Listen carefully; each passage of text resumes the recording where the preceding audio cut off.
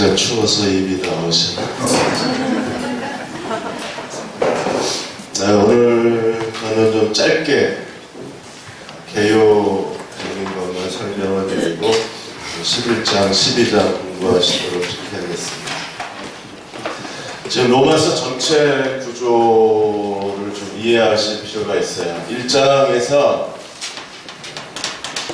하나님 앞에 죄가 무엇인가에 대해서 설명을 했습니다. 물론 그 전에 복음이 무엇인가에 대한 복음의 개요가 있고, 왜 예수 그리스도를 믿는 믿음으로 살아야 되는가를 설명하면서 죄가 무엇인가를 봤죠. 그래서 1장 18절에서 32절까지 죄가 뭐예요? 하나님과의 관계가 깨진 거예요. 관계가 깨져서 인간 내면의 부패가 오고, 이 내면의 부패, 하나님을 영화롭게도 아니하고 감사치도 아니하고, 이게 1단계였죠. 2단계에서는 본능적으로 하나님을 싫어합니다. 그래서 하나님을 싫어하는 여러 가지 현상들이 지금 무신론이라든지 기독교에 대한 조롱, 기독교는 개독교라고 그러고, 이런 끊임없는 업신여김과 비난과 비웃음으로 지금 나타나는 일련의 현상들은 하나님을 싫어하는 거예요. 그런 것들이 지금 여전히 우리 사회에 들어요.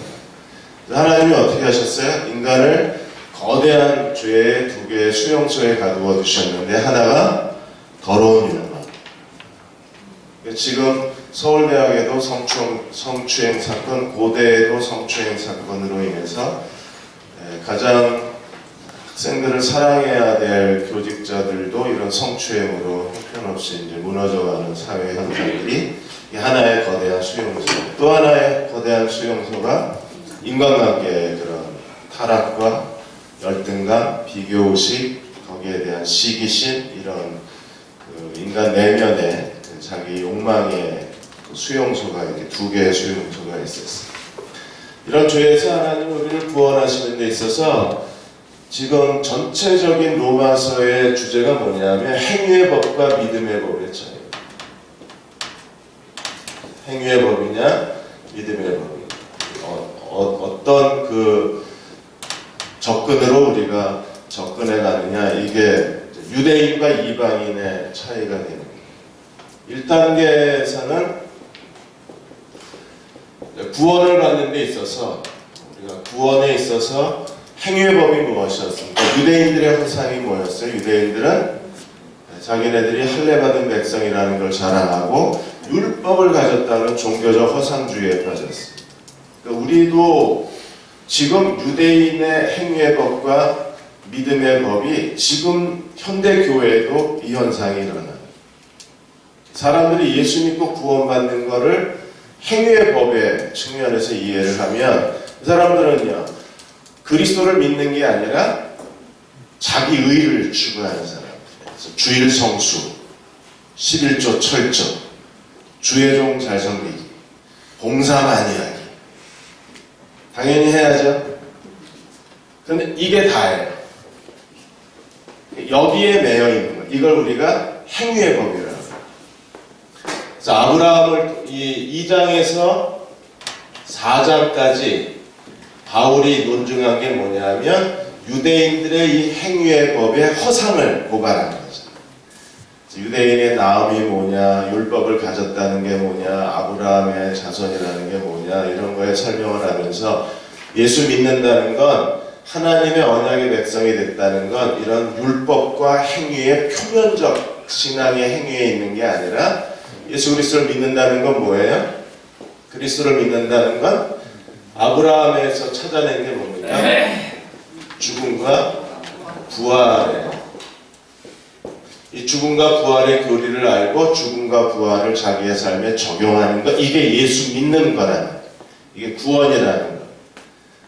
그래서 5장에서 8장까지를 논증한 게 이 죽음과 부활에 대한 이론이잖아요. 그래서 죄에 대하여 죽은 자 하나님께 대해 산자루가 다시 태어났습니다. 하나님의 새로운 피조물입니다. 믿으십니까?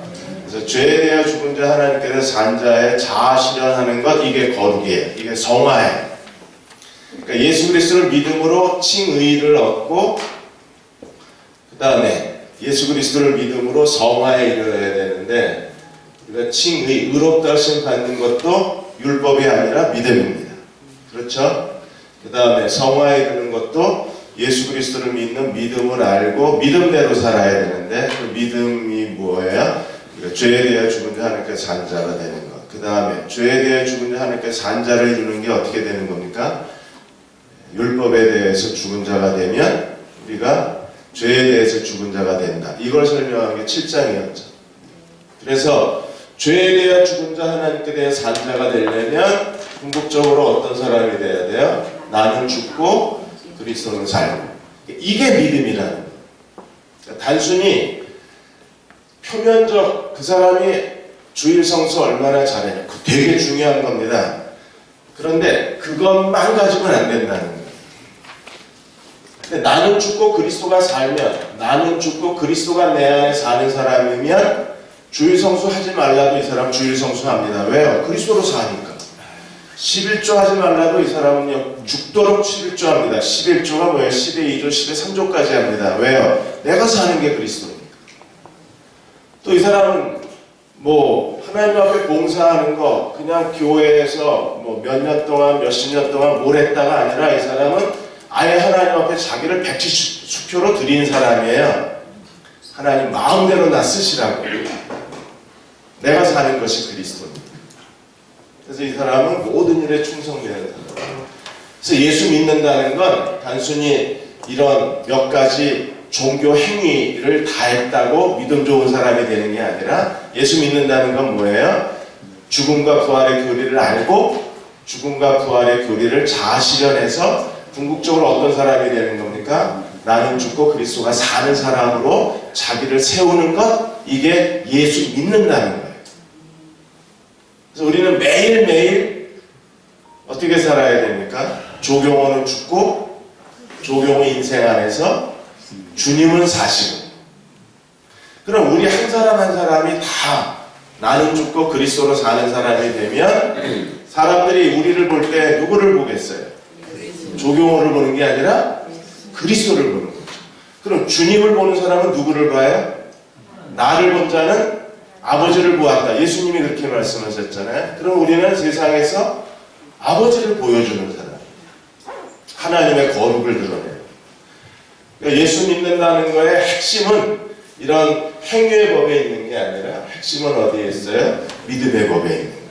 자, 이렇게 믿음을 설명하자 이스라엘이 다시 스스로 자기 자신에 대해서 허탈감에 빠진 거예요. 그리고 뭐냐? 유대인은 뭐냐? 이렇게 되는 거예요. 그래서 9장에서 11장까지 바울이 지금 설명하고 있는 게 뭐냐면, 그리고 우린 뭐야? 이렇게 된 거예요. 이미 2장과 3장에서 유대인들은 뭐라 그랬습니까? 우린 뭐야? 이렇게 됐었잖아요. 그럼 우리 앞에 속은 거야? 우리 여태 그러면 지금까지 우리가 지난 모세 이후에 4,000년 역사 가운데 예수께서 오실 때까지 야 우리 그럼 뭐야? 완전히 우리는 사기당한 거잖아. 그리고 큰 소리를 불렀죠. 유대인의 나음이 뭐냐? 우리 그러면 우리는 속았다. 우리는 사기당했다. 그러니까 나중에 극도의 분노에서 2장과 3장에서 유대인들은 뭐까지 말했어요? 우리 저주 못 받는다. 우리 심판 못 받는다. 왜? 우리 때문에 예수가 영광 받았으니까. 우리 때문에 사람이 행위로 의롭다움을 받는 게 아니라 믿음으로 의롭다움을 받는다. 이 칭의의 이 중심 교리를 누가 증명했어요? 우리가. 우리 때문이라는 거예요. 우리가 마르타였다. 우리가 실험 동물이었다. 우리 심판 못한다. 왜? 우리는 대단한 역할을 했다는 거. 우리는 공로자라는 거예요. 우리는 상급을 줘야 된다는 겁니다. 뭘 드러냈기 때문에? 하나님의 진리를 드러냈기 때문에. 그렇게 끝까지 하나님께 대해서 자기네들은 억울한 거예요. 만일에 우리가 유대인이어서 얼마나 억울하겠어요. 와 여태껏 할례가 최고야. 이러고 할례 받은 걸 굉장히 특권의식으로 알고 율법을 하나님 우리에게 주셨다. 율법을 주신 백성이라는 그 영광스러움 속에서 우리가 안식일을 지키려고 막 수백 가지 규례를 만들어 놓고 안식일날 여드름도 안 짜고 안식일을 지켜왔는데 이제 와서 얘기하기를 다 헛수가 되는 거예요. 5분만 유대인이 되봅시다. 5분만. 그래서 구장에 가서 다시 유대인들이 허탈감에 빠졌어요. 우리 뭐야?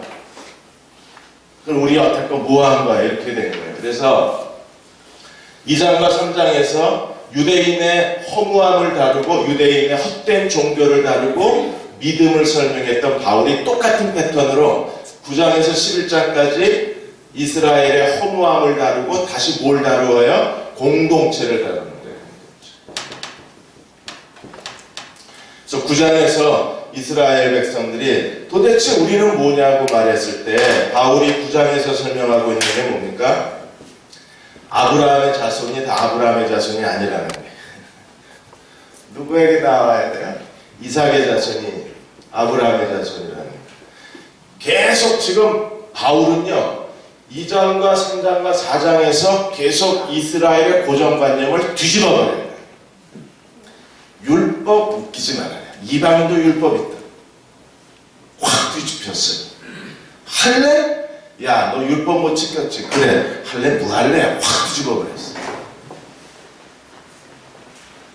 우리도요, 지금 고정관념이 많아요, 머릿속에. 요거 다 뒤집어버려. 근데 여기 와가지고 다시 아브라함의 자손이 약속의 자손이라고 생각을 했는데 바울이 뭐라고 도전하냐면 야, 아브라함의 씨가 아니라 이삭의 씨야, 씨야. 엥? 이렇게 된 거예요.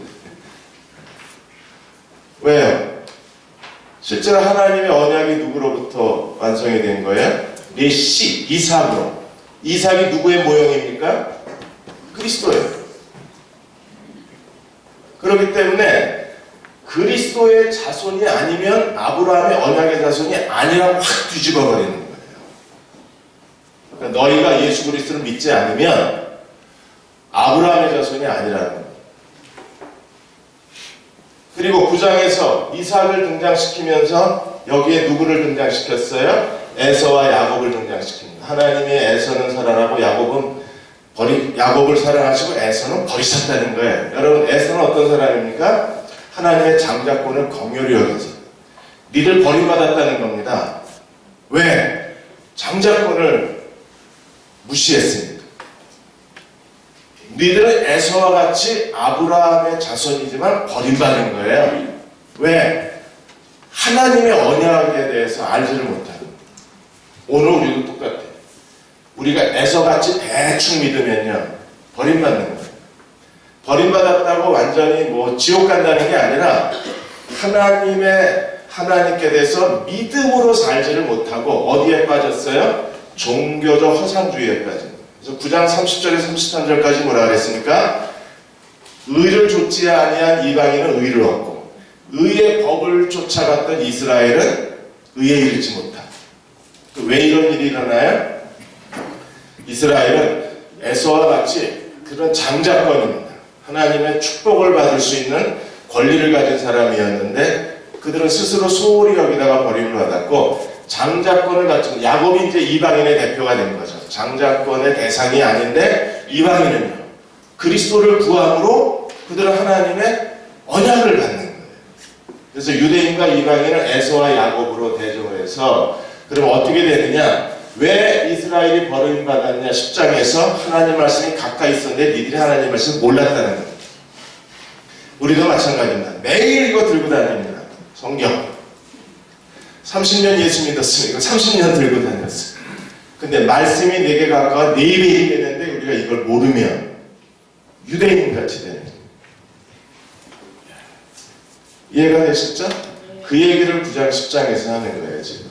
우리가 하나님 말씀을 모르면 예수 믿는다는 게 죽음과 부활의 교리, 이건 개인 구원이고 그 다음에 예수 믿는다는 게 공동체에서 어떻게 하나님의 교리가 그리스도를 믿는 믿음의 교리가 만들어졌는지 이걸 우리가 알아야 그래야 예수 믿는 게 완벽해지는.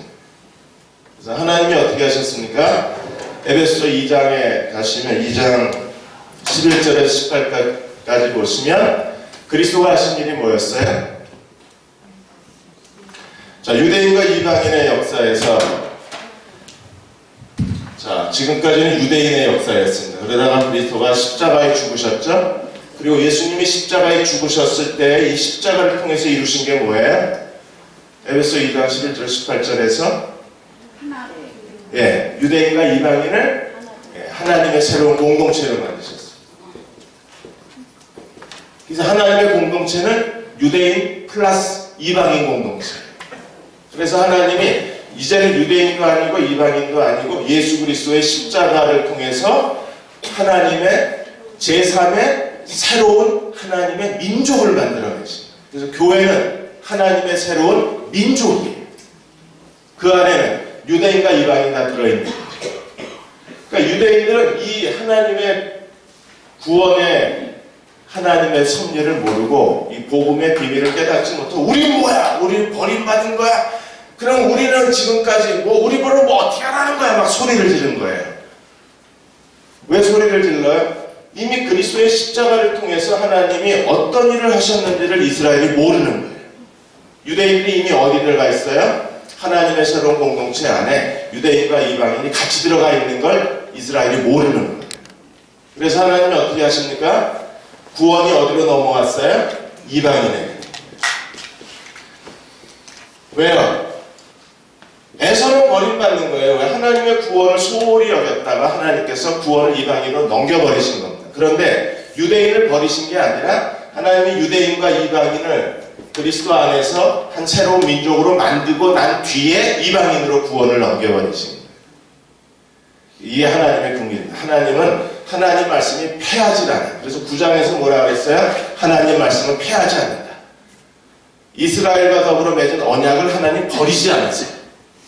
하나님이 전혀 다른 그리스도를 통해서, 그러니까 이삭이 중요한 거예요. 그리스도를 통해서 여기서도 구원이 뭔가를 보여주고, 그리스도를 통해서 하나님이 어떤 새로운 하나님의 백성 공동체를 만드셨는지, 하나님의 언약, 왜? 이삭의 자식이 아브라함의 자식이니까. 이삭의 후손들이. 그래서 예수 그리스도로 말미암아 하나님이 어떤 언약의 공동체, 그 하나님의 새로운 민족, 제3의 새로운 인류는 어떤 사람들이에요? 예수 그리스도의 몸으로서 교회. 우리가 하나님의 새로운 언약의 백성들이에요.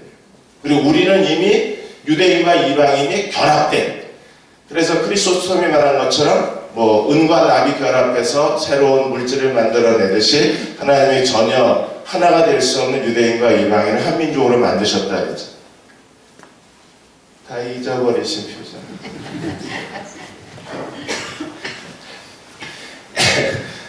우리가 에베소서 잊어버리면 큰일 나요.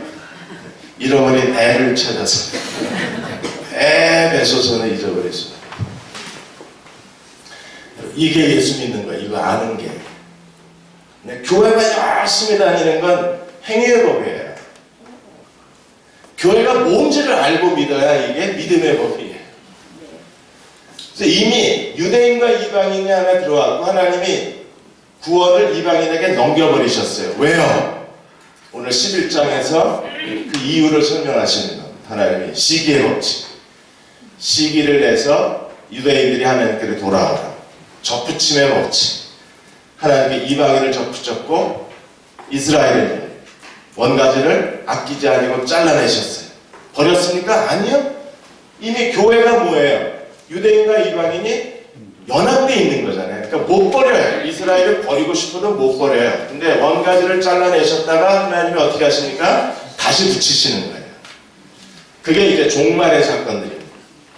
그 다음에 불순종의 법칙. 이방인이 불순종해서 구원이 유대인에게로 갔다. 유대인이 불순종하니까 구원이 다시 어디로 가요? 이방인에게로. 그래서 온 이스라엘이 구원받는 게 하나님의 미래예요. 하나님이 완성하신 미래. 그래서 다시 구원이 유대인에게 갔다가 여기서 하나님의 언약의 새로운 백성 공동체가 만들어지고 이방인에게로 넘어갔다가 이제 누구만 남았어요? 시기심에 불타는 유대인들이 야, 쟤네들 그리스도로 저렇게 복을 받았어. 우리가 받아야 될 영광, 우리가 받아야 될 언약, 우리가 받아야 될 특권을 지금 누가 가졌어요? 이방인이. 그래서 유대인이 주님께로 돌아오는 순간에 뭐가 완성됩니까? 하나님 나라가, 하나님의 부속, 하나님의 나라가 완성되는 것, 이게 미래라는 거예요. 그래서 유대인은 하나님 안 버려요.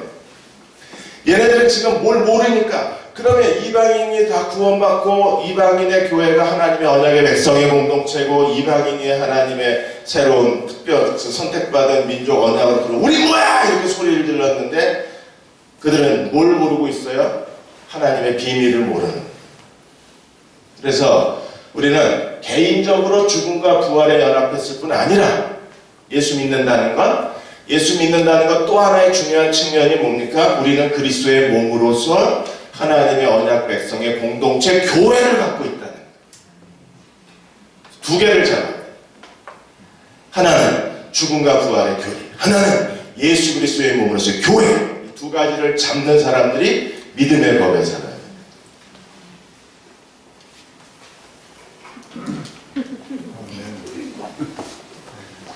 10절. 이걸 잘 알고 믿어야 그래야 우리 안에서 예수님의 영광이 드러나요. 그러니까 우리는 하나님의 은혜를 받고 성령의 능력을 힘입어도 우리 속에 열매가 안 나오는 이유는 왜 그렇습니까? 믿음에 초점을 못 맞춰서 그래요. 그러니까 믿음에 대한 지식이 있어야 돼요. 그러니까 10장에서 말씀이 내게 갖고 와 내 입에 있다. 입에 있다는 건요. 사람이 내 입에 말씀이 있다는 건 더 이상 말씀이 가까워질 수 없는 거잖아요. 그러니까 우리의 실수, 우리의 실패, 우리의 무능의 원인이 어디 있는 거예요? 멀리 있는 게 아니라 어디에 있어요? 말씀을 몰라서 그런 거예요. 그러니까 로마서는 이 전체적인 내용의 구조가 그리스도인이라면 누구나 다 이 지식을 갖고 살아야 돼. 이건 조건이 아니라, 이건 옵션이 아니라 반드시 의무예요. 이 두 가지 지식을 갖고 살아야 돼. 우리는 날마다 죄에 대해 죽는 하나님께서 산자로 살 뿐 아니라 우리 동시에 예수 그리스도의 몸의 지체로 나와 너가 서로 그리스도 안에서 한 몸을 이루고 사는 하나님의 언약 공동체에 하나님의 사람으로 살아야 돼요. 그래서 한 손으로는 내가 사는 것이 그리스도라, 또 한쪽으로는 내가 사는 것이 너다 이래야 돼요. 왜? 우리가 그리스도니까. 옆 사람 쳐다보세요. 그 사람이 있어야 내가 사는 것이 그리스도가 완성되는 거예요. 그 사람이 없으면 내가 사는 건 뻥이다 이렇게 되는 거예요. 아무것도 없어요. 제로 상태가 되는 거예요. 왜? 여기서 하나님의 교회가 있어야 뭐가 돼요? 내가 사는 것이 그리스도라가 완성이 돼요. 왜요? 나와 너가 결합이 돼서 나와 너가 서로 연결되고 우리가 그리스도의 몸을 이루고 우리가 공동체를 이루어야 거기 누가 계세요? 거기 그리스도가 계세요. 그러니까 네가 있어야 그리스도가 있는 거예요. 죽음과 부활을 통해서 우리는 그리스도로 사는 자가 되고 그리스도의 몸인 교회를 통해서 우리는 그리스도로 사는 자가 돼요. 그리스도는 개인 구원, 공동체 언약 양쪽에 걸쳤어요.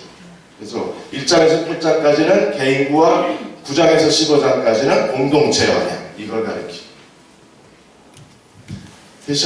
대시 개인 구원만 가지고 구원 못 받아요? 아니요, 구원은 받는데 이게 안 움직여요. 안 움직인다는 게 무슨 말이에요? 뭐라 그럴까요? 자동차를 에쿠스 3800을 뽑으셨어요. 기름이 없어요. 그냥 차만 있는 거예요. 이게 시속 180km로 확 달리려면 뭐가 있어야 돼요? 좋은 휘발유가 있어요. 이런 공동체가 있어야 에너지가 공급이 돼요. 그리스도의 생명력이 너를 통해서 내게로 흘러들어오기 때문에 이건 정말 멋진 차를 갖고 있지만 버스 타고 다니세요. 집에 차를 놔두고 버스 타고 다니고 지하철 타고 다니고 걸어 다니시고. 그런데 그리스도의 몸인 교회에 또 하나의 중요한 진리를 갖고 있으면, 지식을 갖고 있으면, 공동체 안에 있으면 우리가 성령의 능력과 그리스도의 생명력을 힘입어서 너로 100m 앞에 슈퍼를 가도 에쿠스 탁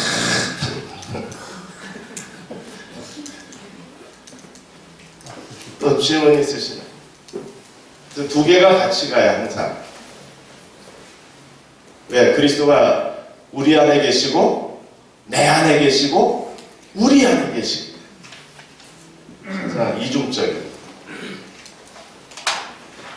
자, 이제 9장부터 시작이 되는데 9장 10장은 유대인들이 왜 실패했는가를 다루고 11장에서는 유대인의 미래가 어떻게 되는가를 보여주고 12장부터는 그리스도의 몸인 교회 생활을 어떻게 해야 되는가를 12장에서 15장까지 가르쳐주는 겁니다.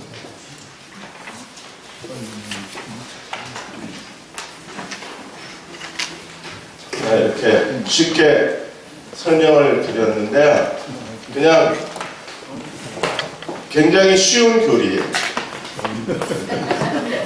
어려운 게 아니고 정말 쉬운 교리입니다. 왜? 하나님이 우리에게 어려운 걸 주실 리가 없잖아요. 근데 지난 시간에도 말씀드린 것처럼 우리가 이걸 반복해서 안 들어서 그래요. 똑같은 얘기를 한 10번만 반복해서 들으면 이게 우리 안에 어떤 지식의 기둥만 세워지면 그 다음에 이해하기가 쉬워요. 그래서 이 신앙생활을 하는데 우리가 지금까지 교회가 자꾸 이 행위의 규례만 강조하는 거예요. 뭐 주일 성수해라, 11조 드려라, 기도 많이 해라, 봉사 많이 해라. 왜 해야 되는가를 안 가르쳐줍니다. 그러니까 굉장히 유아적 상태로 한 거예요. 유치원 아이들 하는 것처럼 그냥 그렇게만 하라고 가르쳤지 더 중요한 복음의 중심 진리, 그리스도를 믿는다면 그리스도가 어디 계신지를 알아야 될 거 아니에요. 그리스도는 죽음과 부활, 그리스도는 몸이에요. 공동체. 그래서 죽음과 부활, 몸의 공동체, 이것만 잘 알고 예수 믿으면 내 안에서 누가 나타나요? 네, 그리스도의 풍성이 나타나요. 그래서 이 풍성이라는 말이 무슨 뜻이라 그랬습니까? 플레로마, 흘러 넘치는 거예요. 그냥 예수님을 줄줄줄줄 흘리고 다녀. 얼마나 멋있게. 예수님을 막 흘리고 다녀. 그럼 막 그 사람은 겸손을 흘리고 다니고, 주님의 영광을 흘리고 다니고, 주님의 거룩을 흘리고 다니고, 그 사람이 가는 곳마다 하나님의 사랑이 출렁출렁 넘치잖아요. 옛날에 물찌개 접으셨습니다. 네, 저 중고등학교 때 물찌개 접었거든요. 출렁출렁 다 흘리고 돌아다닙니다. 그런 것처럼 주님이 풍성하신 사람들은요, 흘리고 다녀요. 예수님을 길바닥에 흘리고 다녀요. 그 사람이 정말 아름다운 사람. 그 사람이 주님의 제자예요. 하나님이 그런 사람을 통해서 영광을 받으십니다. 잘 배우셔서 이제는 어디로 넘어갔어요? 공동체로 넘어갔습니다. 그래서 죽음과 부활의 교리를 잘 아시는 분이 이제는 12장에서 15장까지 사랑의 교리, 우리가 어떻게 서로 사랑할 건가, 사랑의 교리에 유능하신 분들이 되십니다. 잘 배우셔서 그리스도를 믿는 믿음 안에 거하시기를 주의 이름으로 기원합니다. 네, 또 다른 유능한 선생님을 들어보시겠습니다. 네, 어려웠어요. 사실은 어려웠어요. 11장부터 보겠습니다. 예, 11장. 제 15강입니다. 버전을 확 낮춰가지고 아줌마 버전으로 가겠습니다. 예, 15강 오늘 이스라엘과 교회 3번 세 번째 시간입니다. 우리가 이제 수납장 머리에 띄우시면 제 3층, 1층, 2층, 3층으로 올라가셔서 이스라엘과 교회가 세 번째 칸으로 들어가는데 첫 번째 칸은 왜 이스라엘 공동체, 구약 공동체가 실패했는가 첫 번째 이유가 나오고 뭐라고요? 예, 믿음에 의지하지 않고 행위에 의지했기 때문입니다. 그 다음에 제 두 번째 칸에서는 이스라엘 공동체가 실패한 두 번째 이유는 그들에게 바른 지식이 없었다. 곧 우리 지금 말로 표현하면 신약 성도의 말로 표현하면 뭐가 없었던 거예요? 복음이 없었다. 네. 믿음의 말씀, 복음이 없었다라는 거예요. 그래서 그들이 실패했습니다. 그러니까 복음에 대한 지식이 없었기 때문에 그들은 예수 그리스도를 받아들일 수가 없었던 거예요. 예, 그리고 그러면 두 번이나 이렇게 실패하고 저렇게 실패하고 예, 무려 9장, 10장에 걸쳐서 이스라엘 공동체는 이렇게 실패했다, 저렇게 실패했다 이렇게 쭉 설명을 해야 하는데 그러면 11장의 내용은 주제는 뭐냐? 그러면 이렇게 실패한 이스라엘의 미래는 그럼 끝난 것인가? 끝난 것인가? 그게 주제예요. 근데 그 끝난 것인가라는 이제 질문으로 시작을 해서 답은요. 끝났습니까? 안 끝났습니까? 목사님이 오늘 그 말씀 들으셨죠? 끝난 게 아니고 잠시 유보된 거예요. 그리고 그 유보 속에 유보 이렇게 잠시 이제 옆에다 둔 건데 그 속에 놀라운 비밀이 있는 거예요. 그 속에 이런 거죠. 이런 개념. 이제 원래는 이게 공과에 있다가 하다 보면 나오는데 원래는 하나님께서 이 땅의 모든 사람들을 위하여 복음을 구원을 허락하셨죠, 그렇죠? 그건 인정하십니까? 그런데 이 땅의 사람들이 모든 인류가 어떻게 됐어요? 모두가 다 한결같이 죄악의 길로 갔어요. 그래서 그 중에서 하나님께서 그래서 생긴 게 노아의 홍수고, 바벨탑 사건이고, 그리고 이 모든 인류의 죄악 때문에 여기서 하나님이 한 민족을 빼내서 이 모든 인류를 구원하시기로 작정하셨는데 한 사람 빼내서 한 민족을 이룬 게 그게 어느 민족이에요? 그게 유대인이에요. 이때로부터 모든 인류는 둘로 나눠지는 거예요. 유대인, 나머지. 여기서 유대인 빠지고 나머지는 이방인. 이렇게 되는 거죠. 그런데 이 유대인이 자기 제 몫을 다 못하는 거예요. 첫 번째 이유, 두 번째 이유 이런 것 때문에. 그래서 그건 이제 설명 안 드려도 되죠. 첫 번째 이유, 9장의 이유, 10장의 이유로 이들이 자기 몫을 다 못해요. 그래서 이게 또 구원이 하나님께서 새롭게 만드신 새로운 길, 하나님의 새로운 의로 넘어가서 구원이 어디로 넘어갑니까? 이방인에게로 넘어가는 거예요. 그러면 이때에 제가 이제 여러분들이 헷갈리실 것 같아서 요걸 설명하려고 그랬어요. 이때에 그러면 유대인들은 그냥 몽땅 뭐 실패한 거라서 버려진 건가? 아니다 그랬어요. 버려진 거 아니고 잠깐 여기다 이렇게 유보된 거라 그랬어요. 남겨진 거라 그랬는데 그때 남겨졌다라 그래가지고 유대인 100%가 남겨진 게 아니라 그런 상황이 아니고 여러분들이 쉽게 이해를 하시려면은 거기 어디죠? 11장 16절 17절 보면은 비유가 두 개 나와요. 가루와 떡덩이의 비유, 그 다음에 뿌리와 가지의 비유 나오죠? 그거 아시죠? 여러분, 가루가 거룩한 줄 떡덩이도 거룩하다 그랬어요. 우리가 떡덩이라고요. 그럼 가루는 유대인이죠? 이해되셨어요? 하나씩 정리해 가봅시다. 그러면 유대인 가루가 없으면 떡덩이가 만들어집니까? 아니죠. 그래서 아까 에베소서 예를 들어서 하나님께서 예수 그리스도로 말미암아 유대인과 이방인을 하나로 다 묶어서 새로운 민족으로 만드셨는데 그 새로운 민족에 만드시는 가루가 된 게 누구냐? 유대인이고 우리는 그 떡덩이고. 그러니까 이 지금 새롭게 만든 이 새로운 민족 하나님의 공동체 교회는 이 교회 안에는 유대인이 기본이 돼서 들어가고 그 다음에 이방인이 같이 들어가서 가로막혔던 서로 원수졌던 것들이 가로막힌 게 예수께서 몸으로 패하셔서 무너뜨리셨다 그랬잖아요. 그런 것, 그 의문의 율법적인 거 다 무너뜨리시고 둘을 하나로 만드셨다 그랬어요. 에베소서에 나중에 이미 공부하셨죠? 설교 들으셨죠? 그래서 에베소서에 그런 내용이 있는 거예요. 그리고 또 이게 이해가 안 되면 그 다음에 나오는 비유가 뭡니까? 뿌리와 가지의 비유예요. 여러분 가지 없는 뿌리는 누구예요? 뿌리는 유대인이. 그거 확실합니까? 가지는요? 우리죠. 이방인이죠. 그러면 우리에게 구원이 왔다 그랬을 때 뿌리 없는 가지가 존재가 되나요? 안 되죠. 그럼 이미 우리에게 구원이 왔을 때는 이미 누구까지 포함이 된 거예요? 뿌리까지. 그리고 지금 이렇게 옆에 남겨져 있는 가지들은, 안 믿는 가지들은 잘려나간 가지들이다.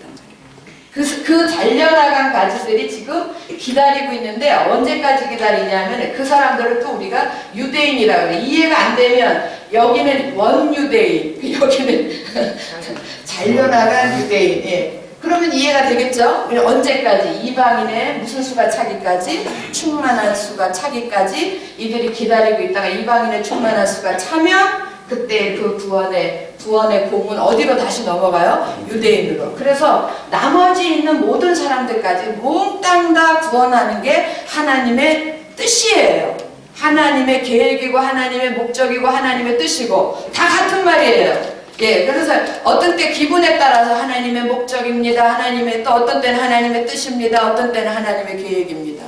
하나님이 우리를 향하신 구원의 계획입니다. 하나님이 우리를 향하신 하나님의 목적입니다. 하나님의 뜻입니다. 그게 이 땅에 있는 모든 인류들이, 모든 사람들이 다 구원을 얻는 거예요. 믿으십니까?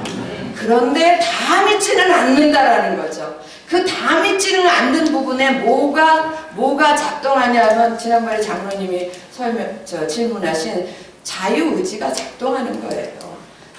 모든 사람들에게 모든 사람이 다 구원을 받을 수 있게 구원의 길은 열어놨지만, 그러나 그것에 응답하는 것은 누구에게 달려있어요? 우리에게 선택권은 주신 거예요. 그리고 나서 여러분 제발 좀 한 번만 더 제가 얘기 드릴게요. 그리고 나서 우리가 응답을 했어요. 여러분과 저는 지금 응답해서 여기 있는 겁니다. 응답해서 하나님의 자녀가 됐습니다. 믿으십니까? 예. 그리고 응답해가지고 하나님의 자녀가 된 다음에, 그리고 돌아보니까, 그리고 지금까지 지내온 것 주의 크신 은혜라 하고 찬양을 부르면서 돌아보니까, 하나님께서 어머니 태중에 있을 때부터 나를 아셨구나. 아니, 그보다 더 그 전부터 나를 아시고, 나를 택하시고, 그리고 어떤 순간에 나를 부르시고, 1900 몇 년도에, 80 몇 년도에 나를 부르시고, 그리고 나를 이렇게 하나님의 자녀 삼으시고, 이렇게 되는 거예요. 그렇게 해서 구원받은 사람이 은혜 받고 나서 뒤돌아보니까 그때에 이미 하나님께서 나를 택하셨구나, 이렇게 고백하는 게 이게 예정론이에요. 무슨 얘기인지 아시겠습니까? 이렇게 제가 지난번에 말씀드렸잖아요. 이렇게 앞을 바라보고 너는 이쪽 편은 택함, 이쪽 편은 안 택함, 이렇게 갈라놓는 거 아니라고요. 누구 상황 봐가지고 기분 나쁘면 너는 택함, 너는 아니고, 뭐 어느 땅에 있으면 너는 택하고 너는 아니고, 이런 상황이 아니고 모든 사람들에게 기회는 균등한 거예요. 그래서 하나님은 공의의 하나님이세요. 믿습니까? 그런데 선택권은 누구에게 주어져요? 응답의 선택권은 우리들에게 주어지고, 이 모든 나를 아시고 나를 택하시고 나를 부르시고, 이 모든 은혜들은 구원받은 자들이, 하나님의 은혜 받은 자들이 뒤돌아보면서 하나님의 지금까지 나를 인도하신 하나님의 은혜를 생각하면서 고백하는, 그때 알아지는 거예요. 구원받지 않으면 절대로 알아질 수 없는 게 하나님의 택하심, 하나님의 미리 하심, 하나님의 미리 정하심, 이런 뜻은, 이런 말은요 절대로 구원받지 못한 사람은 이해를 못해요. 그러니까 이런 것 때문에 너무 괴로워하고 이해가 안 되시는 분들은 사실은 처음부터 다시 돌아가 봐요. 내가 진정으로 예수를 믿는 거, 이게 시크릿이에요. 비밀은요 아는 사람만 아는 거잖아요. 모두가 다 알면, 조경호 목사 사모가 이양진이다, 이게 무슨 비밀이에요? 제가 제가 아니라 혹시 목사님한테 숨겨둔 여인이 있어. 그런데 그 사람을 아는 누군가가 알아. 그럼 그게 비밀이죠. 비밀을 아는 사람만 아는 거예요. 이게 구원의 비밀이라는 게 그런 겁니다. 뭔지 감이 오십니까? 그래서 진정으로 구원받은 자들만 알 수 있는 단어들이 있어요. 내용들이 있다고요. 그게 미리 정하심, 미리 아심, 하나님의 택하심, 부르심, 이런 것들이 정말로 구원받은 자들에게는 설명이 필요 없어요. 경험하셨습니까? 안 했다 그러면 좀 이상해지는 분위기 아닙니까? 여러분 아시겠어요?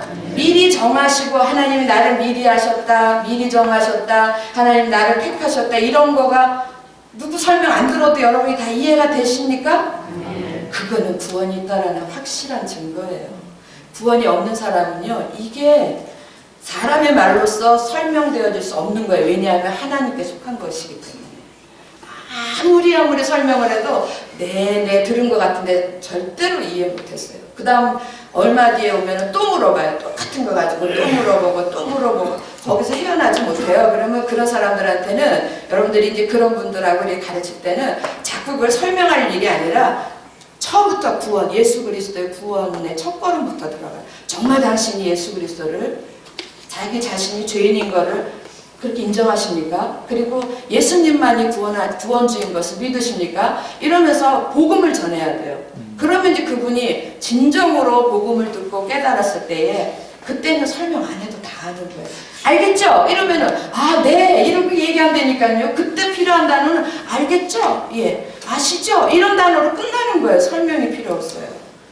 이해되셨습니까? 네.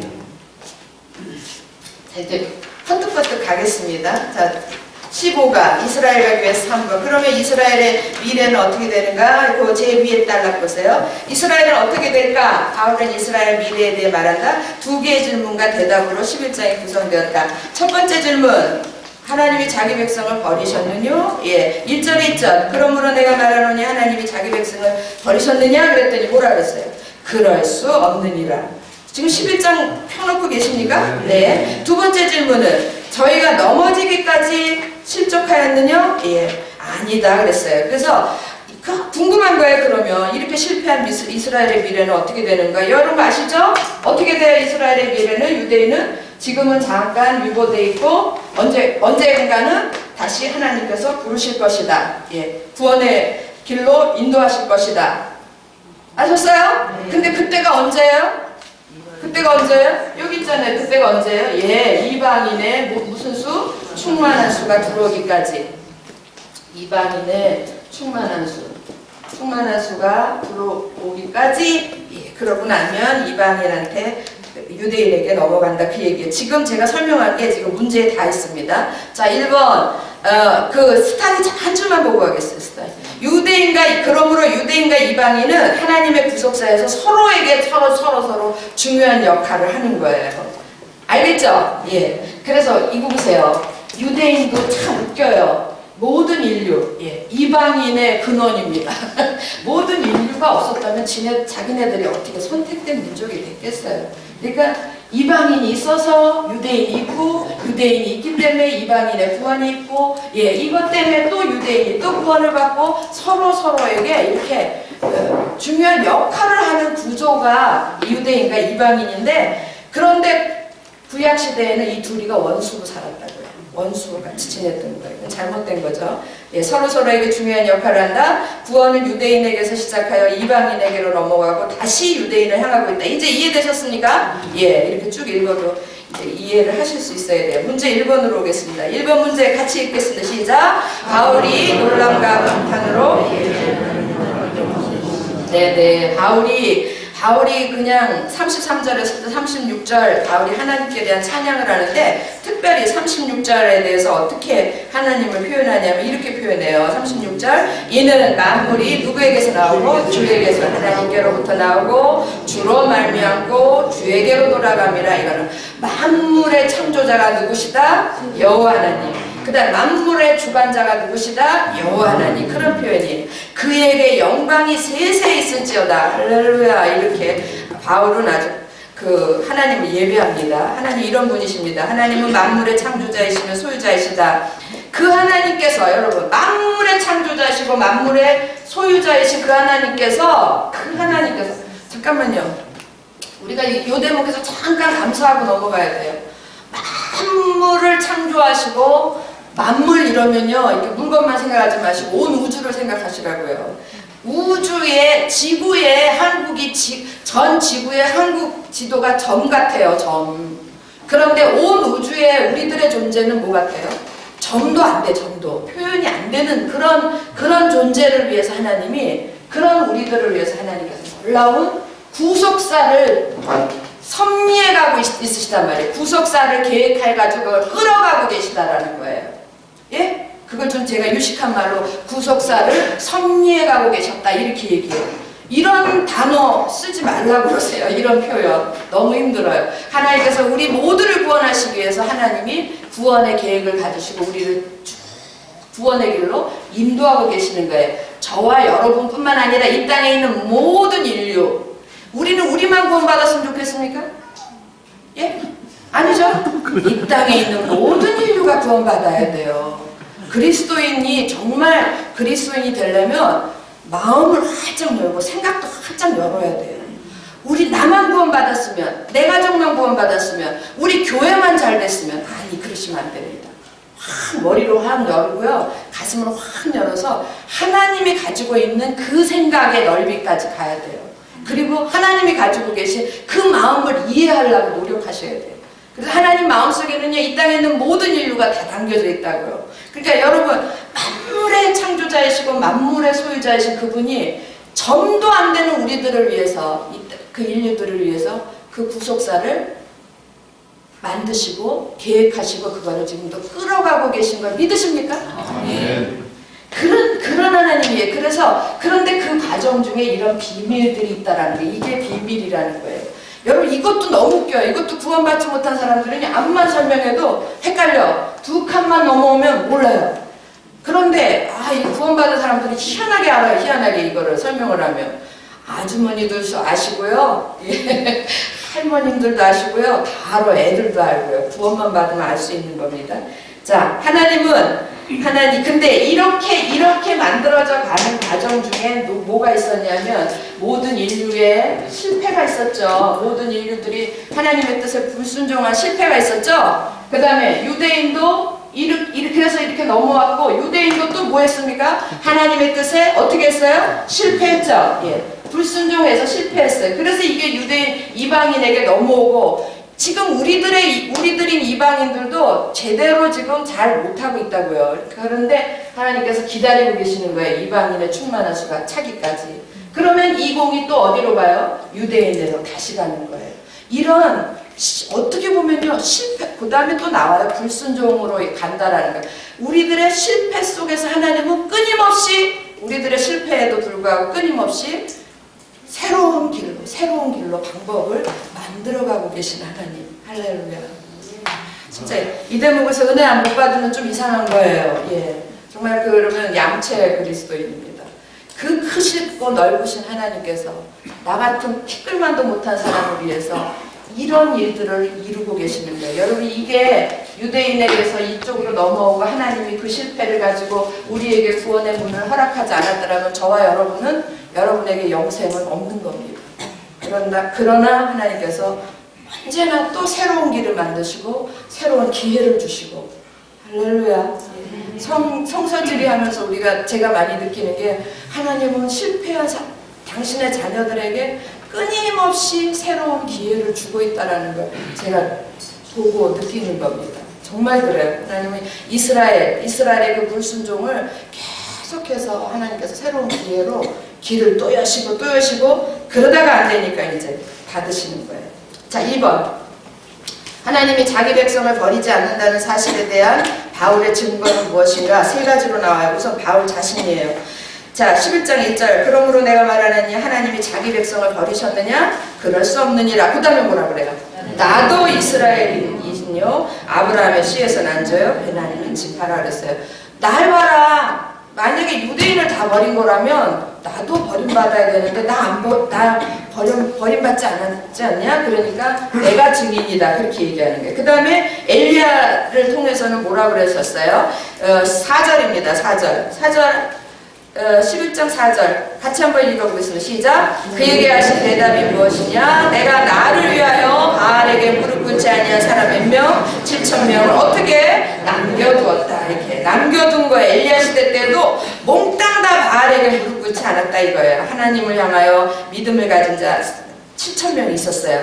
그 다음에 사도 바울 당시 5절입니다. 그런즉 이와 같이 언제도 지금도 사도 바울 당시 지금도 은혜로 택하심을 따라 뭐가 있어요? 남은 자가 있느니라.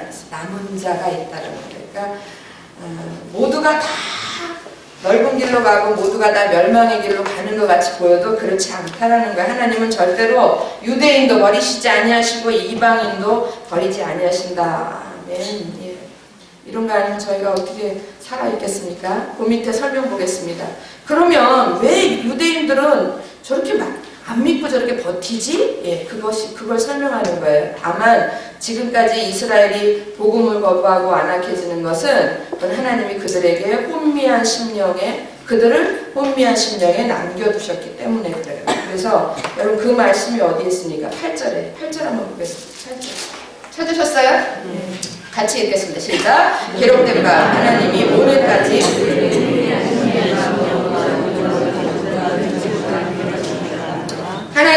오늘까지 그들에게 혼미한 심령과 보지 못할 눈과 듣지 못할 귀를 주셨다는가 같으니라. 이러면 하나님이 깨닫지도 못하는 희미한 심령 주시고 보지도 못할 눈도 주시고 듣지 못할 귀를 주시고 뭘 못 들었다고 그러고 안 봤다고 그러고 안 믿었다고 그러고 그러시냐? 그런 내용이 아닙니다. 이건 하나님이 그런 상태에 이미도 유대인들의 심령이 혼미한 거예요. 지금. 그리고 유대인들의 눈은 못 보고 있는 거예요. 유대인들의 귀는 이미도 안 들리는 귀예요. 하나님의 말씀이 안 들리고 왜? 완악함 때문에 안 들리고 눈은 안 보이는 거예요. 살아계신 하나님이. 왜? 완악하고 강팍하기 때문에. 그리고 마음도 이미 혼미해졌어요. 왜요? 그들에게는 하나님이 별로 안 필요하거든요. 그래서 그 상태에 그냥 버려두신 거예요. 육이라고 말씀드렸죠. 그냥 그 상태에 새롭게 주신 게 아니라 그들이 가지고 있는 그 상태 그대로 남겨두셨다. 그런 얘기예요. 이해되셨습니까? 예, 요런 거 가지고 질문하러 오시는 분 좀 많습니다. 예. 3번. 구원이 유대인에게서 이방인에게로 또 유대인에게로 그리고 맨 마지막에 모든 인류 이방인에게로 전개되는 하나님의 섭리 법칙이 4가지가 있다 그랬어요. 첫째는 축복의 법칙. 여러분 12절만 한번 같이 읽겠습니다. 12절 시작. 그들의 넘어짐이 세상의 풍성함이 되며 그들의 실패가 이방인의 풍성함이 되거든 하물며 그들의 충만함이 되고. 그들의 넘어짐, 유대인들이 넘어짐이 이방인들의 풍성함이 되고 축복이 되고 유대인들의 실패가 이방인들의 축복이 되면 유대인들이 돌아오면 얼마나 이 세상 사람들은 더 많은 축복을 받겠는가 그런 얘기예요. 근데 이거의 증거가 뭐냐면 복음이 가는 곳마다 여러분 복음이 가는 곳마다 이러면 그리스도께서 가시는 곳마다 할렐루야. 예, 복음이 가는 곳마다 하나님의 축복이 넘치는 거예요. 복음이 그럼 복음이 가니까 뭐가 일어나겠어요? 구원이 일어나겠죠, 그죠? 그래서 축복인가 아니요. 그거는 당연한 거고요. 복음이 가는 곳마다 죽었던 사람들이 다시 살아나고, 예, 사망에 있는 자들이 생명으로 옮겨지고, 그건 당연한 구원의 역사고요. 그것뿐만 아니라 플러스 하나님께서 이 땅의 것들로 축복을 주시는 거예요. 그거는 세계 역사상 쭉 있는 거예요. 복음이 이렇게 지나가는 걸음걸음 보면 그 복음이 다니는 곳마다 그 지역이 굉장히 부흥을 일으켰어요. 그 중에 하나로 우리나라도 이미 복음이 지나간 자리 흔적을 남기고 있습니다. 우리나라에 복음이 들어왔을 때 그때가 우리나라가 제일 활발하게 이렇게 일어났었던 때예요. 지금은 경제적으로 많이 어렵죠. 신기하게도 지금 교회마다 그리스도인들의 삶 속에 복음의 능력이 없어지고 있어요. 예, 더 이상 복음이 능력을 발휘하지 못하는, 그러니까 우리가 사는 것도 점점 힘이 없어지는 거예요. 이게 정말 기가 막힌 일입니다. 그래서 그런 거, 축복의 법칙. 예. 그러니까 그들의 넘어짐이 세상의 풍성함이 되며 그들의 실패가 이방인의 풍성함이 되거든 하물며 이제 유대인들이 돌아올 때는 그게 얼마나 큰 축복이겠는가 이런 얘기예요. 그 다음에 두 번째, 무슨 법칙입니까? 질투의 법칙. 11장 13절에서부터 15절인데 14절만 읽겠습니다. 14절. 같이 읽습니다. 시작. 이는 내 보륙을 아무쪼록 뭐하게 하여? 시기하게 하여 그들 중에서 얼마를 구원하려 함이라. 이 시기라는 말은 지난번에 우리가 잠깐 봤어요. 파라젤로라고 다른 사람의 것을 나도 갖고 싶어 하는 거예요. 그 뒤에 설명이 있습니다. 시기심을 통해서 복음이 이방인에게서 다시 유대인에게로 이어지게 하는 것이 하나님의 전략이다 그랬어요. 복음이 가는 곳마다, 복음이 이방인들에게 가는 곳마다 축복이 막 일어나니까, 그러니까 그걸 보고 유대인들이 그걸 보고 시기심을 갖는 거야. 나도 저렇게 되고 싶어. 이게 하나님의 전략이 되는 거예요. 그리고 언젠가는 그들도 이방인이 받아들였던 그 복음을 받아들여서 예수 그리스도를 영접하여 구원에 이를 것이다 그랬어요. 그래서 그 밑에 두 번째 줄에 보세요. 이방인이 받은 축복을 시기할 때, 그 다음에 뭐라고 썼습니까? 그때가 유대인이 구원받을 때다. 그런 거예요. 시기심은 유대인과 이방인 사이에 전개되는 상호 전략이었다. 자, 세 번째가 뭐냐면 원수의 법칙입니다. 원수의 법칙. 자, 28절 보세요. 28절. 복음으로 하면 이러는데, 복음의 기준으로 보면 유대인들이 이방인은 복음을 받아들였고 유대인들은 복음을 안 받아들였으니까 원수된 자예요. 누구하고 원수됐습니까? 하나님하고 원수된 자예요. 그래서 복음을 저 잠깐 볼까요? 설명. 이방인들이 원래 하나님과 원수되었던 자였던 건 아시죠?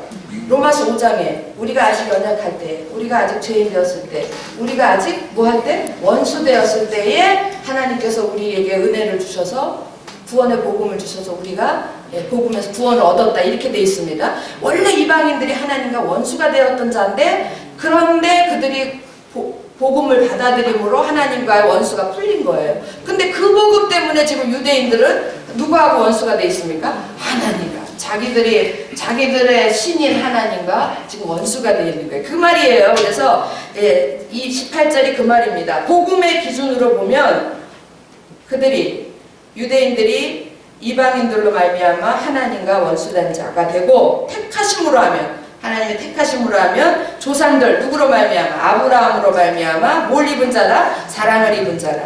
그러나 하나님의 은사와 부르심에는 이 은사와 은사를 은혜라고 좀 바꿔서 읽으시면 훨씬 더 이해가 빨라요. 하나님의 은혜와 부르심에는 누구를 향한 은혜와 부르심입니까? 유대인을 향한 은혜와 부르심에는 뭐가 없다고요? 후회하심이 없는 거예요. 하나님이 유대인들이 이렇게 비록 실패했지만 그러나 유대인들을 선택한 하나님의 은혜와 부르심에는 후회하심이 있다 없다? 없느니라. 예. 저거 그 밑에 설명 보면 이해가 될 겁니다. 유대인들은 하나님의 모인 동시에 사랑의 대상인 동시에 무슨 대상이에요? 진노의 대상이었다. 하나님은 결코 이스라엘을 버리지 않고 어떻게 해요? 구원하실 것이다. 왜냐하면 하나님의 부르심에는 후회가 없기 때문이다. 자, 마지막 네 번째 법칙이 불순종의 법칙이 아까 제가 설명드린 것처럼 유대인들이 너희가 전에는 하나님께 순종하지 아니하더니 처음에는 이방인들이 불순종해서 그것이 누구에게로 넘어옵니까? 유대인에게로. 그런데 그 유대인이 어떻게 해요? 또 불순종해요. 그래서 그것이 이방인에게로 넘어오고 그래서 이렇게 불순종이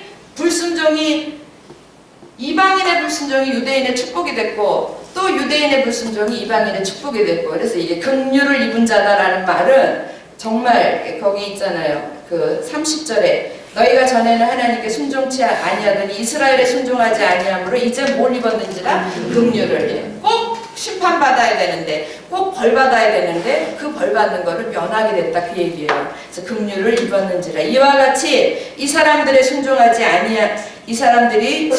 아니하니 이는 너희에게 베푸시는 그 긍휼로 이제 유대인들도 긍휼을 얻게 하려 하심이라. 왜 이렇게 하시는가? 32절입니다. 32절 같이 읽습니다. 시작. 하나님이 모든 사람을 순종하지 아니하는 가운데 거둬두심은 모든 사람에게 뭘 베풀려 하심이라? 긍휼을 베풀려 하심이라 그랬어요. 그래서 하나님께서는 이게 여기서부터 이해가 안 되면 안 돼요. 모든 사람이 죄를 범하였더니 그러므로 하나님의 영광에 이르지 못하죠. 그리고 그것으로 인해서 죄의 싹은 사망에 처하게 되죠. 그래서 여기서 모든 사람들이 다 어디로 가야 되냐면 사망으로 가야 돼요. 그런데 여기 이 사망으로 가야 될 사람들을 다 이제 하나님께서 건져내는 거예요. 이 사망이 우리에게 주어진 값이에요. 그런데 그 값을 이제 안 치르게 해주는 거지. 그게 뭐냐면 그게 긍휼이라는 거예요. 긍휼이라는 단어에 아주 제일 좋은 의미가 뭐냐면 꼭 받아야 돼. 너 오늘 기다리고 있어. 10대 맞을 거야. 그리고 반드시 10대를 맞아야 되는데 집에 들어가서 얼굴 보니까 안 되겠어요. 10대 때릴 기운도 없고 마음이 확 달라졌어요. 쌩긋 웃는 거 보고. 그래가지고 내가 감해줄게. 그러니까 반드시 10대를 맞아야 되는 애를 10대를 안 때리는 부모의 심정. 오히려 다른 걸로 대신 더 주는 심정. 맛있는 간식 먹고 자라 뭐 이러는 마음, 그게 긍휼이에요. 그러니까 하나님 긍휼이라는 말은 꼭 받아야 되는 건데 그런데 하나님께서 면제해 주시는 거. 그게 뭡니까? 우리가 꼭 받아야 되는 게 뭡니까? 사망이죠. 그런데 하나님께서 면제해 주시는 거예요.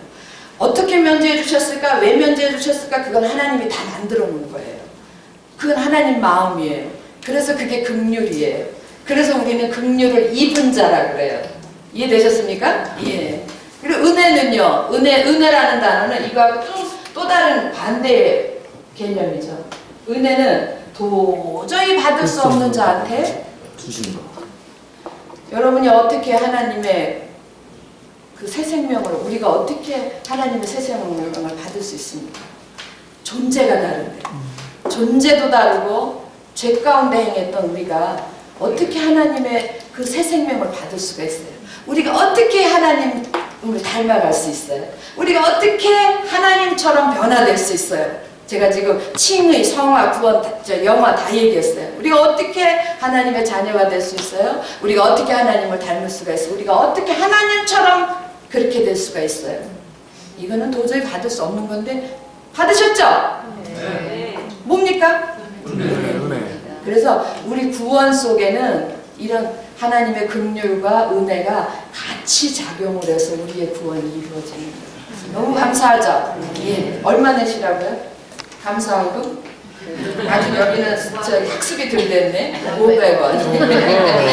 이번 주에 꼭 500원 하시기 바랍니다. 예. 자, 이제 빨리 시간이 없어서 빨리 가겠습니다. 자, 그러면 이 네 가지 법칙, 아까 뭐라 그랬어요? 축복의 법칙. 그러니까 우리 모든 인류를 구원하는 이 과정 중에 하나님께서 사용하셨던 법칙인 걸 이거는 조 목사님 만드는 거예요. 성경에 있는 게 아니고 축복의 법칙, 질투의 법칙, 그러니까 거기서 이렇게 명칭을 만드는 거예요. 질투의 법칙, 그 다음에 원수의 법칙, 불순종의 법칙이 있어요.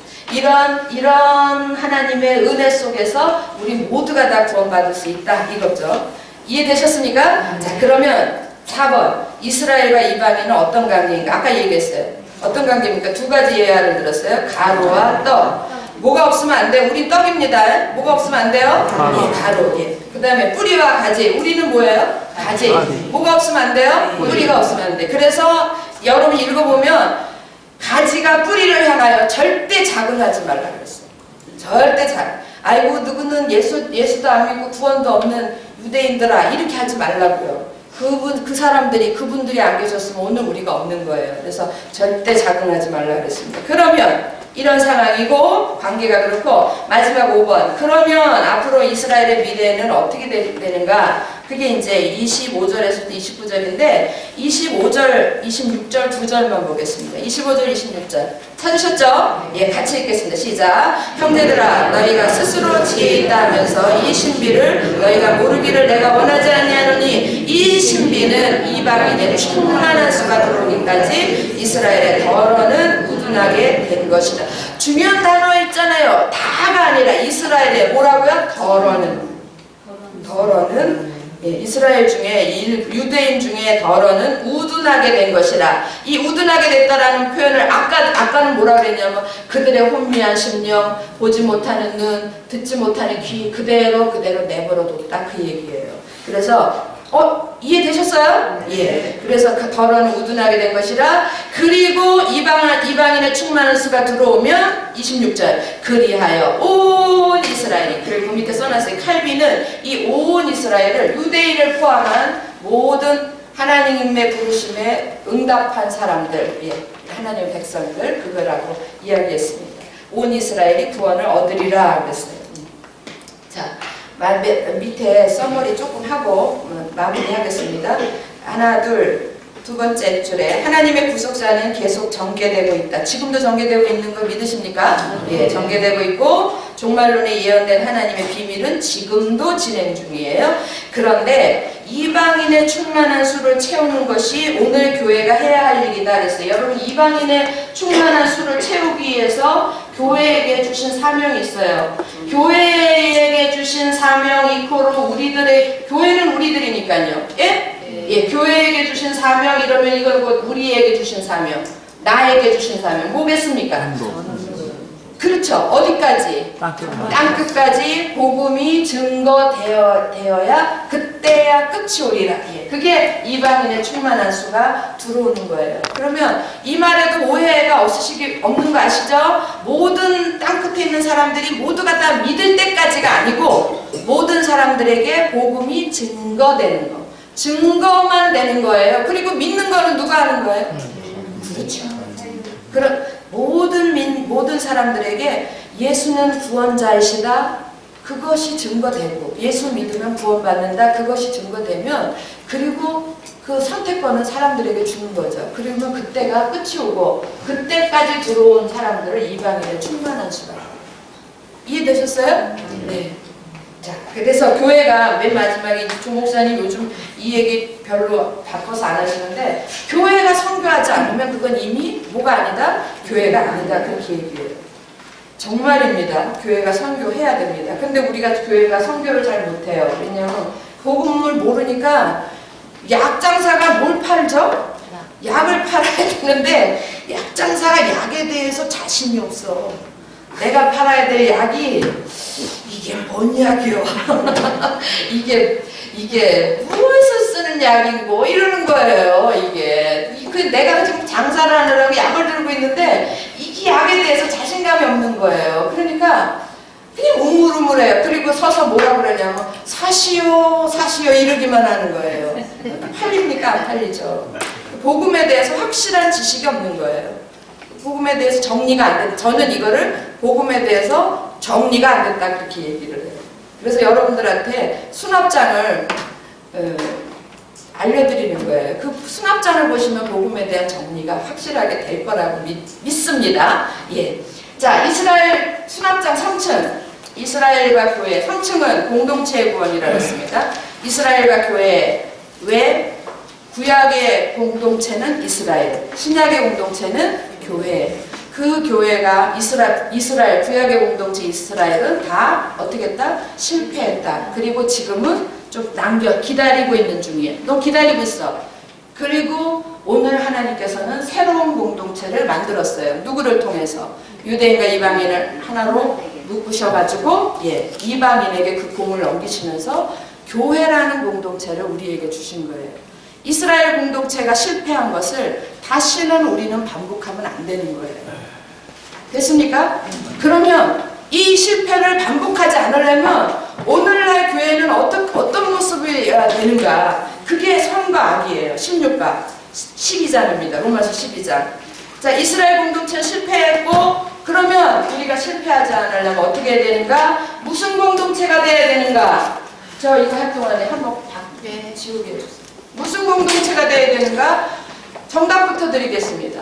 선의 공동체가 돼요. 선이 아니고요. 선입니다. 선. 선이 아니고요. 선이라고 그랬어요. 선의 공동체. 무슨 공동체? 선의 공동체. 반대되는 개념 뭡니까?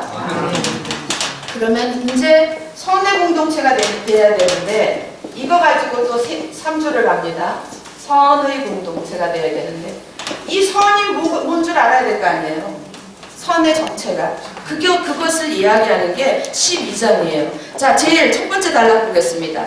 로마서 12장에서 15장의 핵심 단어는 뭐예요? 선과 악이에요. 계속 선과 악이 반복해서 나옵니다. 자, 보세요. 죄에 대해 죽은 자, 하나님께 대해 산 자는 뭘 실천하는 사람들이다? 하나님의 사랑을 실천하는 사람들이다. 그러므로 바울이 말하는 선은 뭐예요? 그 다음에 줄구면서 같이 읽습니다. 시작. 하나님의 사랑을 실천하는 마음이다? 아니요. 삶이에요. 삶. 하나님의 사랑을 실천하는 삶이며 그것이 열매인 거예요. 그것을 우리는 뭐라 그러냐면 거룩의 열매라고 한다. 그러므로 여러분 하나님의 사랑을 실천하는 공동체가 이제 여기다가 쓰실 수 있죠. 선은 뭐예요? 선은 하나님의 사랑을 실천하는 것. 실천하는 것. 답 나왔죠? 실천하는 공동체. 그러면 하나님의 사랑을 실천하는 건 누가 실천합니까? 목사님이 하셔야지. 장로님이 하셔야지. 목사님, 장로님들 하시고 우리는 얼마나 잘하나 봐야지. 그러는 겁니까? 아니요. 우리 모두가 다 해야 돼. 하나님의 사람들이 해야 되는데 하나님의 사랑을 실천하려면 그 실천하는 사람들이 무슨 사람이 돼야 되냐면 사랑의 사람이 돼야 돼요. 너무 아무것도 아닌 것 같은데 너무 중요한데 너무 아무것도 아니에요. 하나님의 사랑을 실천하려면 사랑의 사람이 돼야 돼요. 고린도전서 13장. 이 세 가지는 우리에게 항상 있을 텐데 그 세 가지가 뭡니까? 믿음,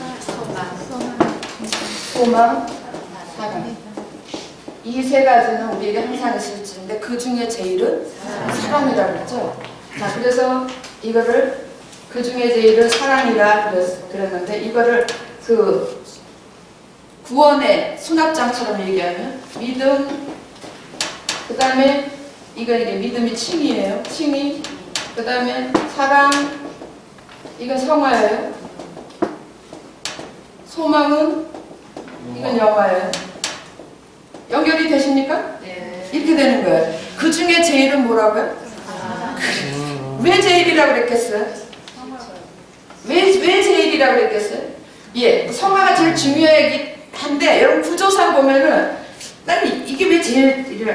이 믿음 제가 말씀드렸잖아요. 믿음 이거 누구가 하는 거예요? 칭의, 의롭다 하심. 누가 주는 거예요? 하나님이 선물로 주시는 거예요. 믿으십니까? 예. 소망은 우리가 언제 가는 거예요? 예, 우리가 이 육신의 몸을 벗어야 소망이 있습니다. 예, 그리고 주님의 재림이 있을 때 이게 완전히 이루어지는 겁니다. 믿으십니까? 그러면 우리가 일생 동안 우리가 해야 되는 건 뭐예요? 사랑이에요, 사랑. 성화하고 똑같은 개념이라고요. 그러면 제가 오늘 여기서 여러분들한테 좀 이해를 돕기 위해서 이렇게 한번 바꿔보는 건 어때요?